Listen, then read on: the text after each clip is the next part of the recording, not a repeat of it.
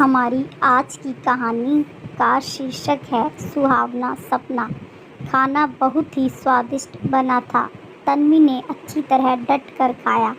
अब उसकी आंखें नींद से बोझिल होने लगी थी।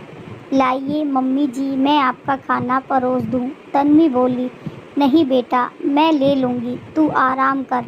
कहते हुए रागिनी जी ने अपनी थाली लगाने लगी।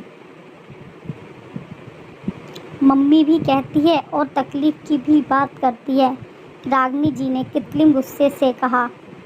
डाइनिंग रूम में तुझे गर्मी लगेगी बेटा, यहाँ अपने कमरे में अच्छे से एसी में बैठकर खा ले। कुछ और चाहिए तो तुझे आवाज़ लगा देना, तू परेशान मत होना, रागिनी जी बोली।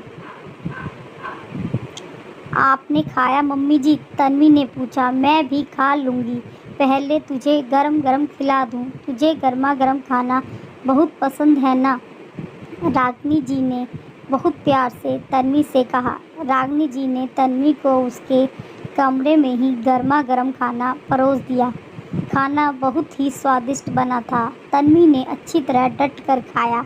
अब उसकी आंखें नींद से और बोझिल होने लगी थी। लाइए मम्मी जी, मैं आपको खाना परोस दूं। तन्वी बोली, नहीं बेटा, मैं ले लूँगी, तू आराम कर। कहते हुए तन्वी अपने घर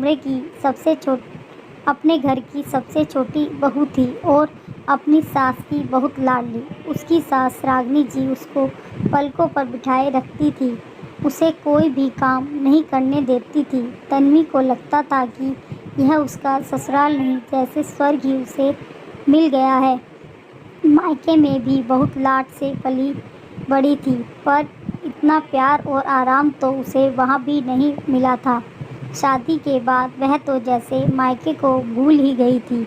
बहुत प्यार करने वाला पति, नखरे उठाने वाली छोटी नंद और बड़ी बहन जैसा प्यार देने वाली जेठानी।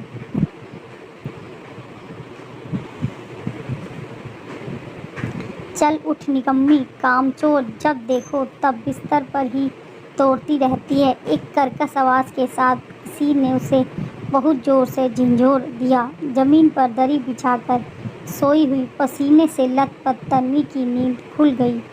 देखा तो सामने उसकी सास रागिनी जी चिल्ला रही थी। वह मखमली गद्दा, कमरे को ठंडा करता हुआ एसी और उसे खाना परोसती हुई उसकी सास रागिनी जी कहाँ गायब हो गए। तन्वी को एक पल तो कुछ समझ में ही नहीं आया।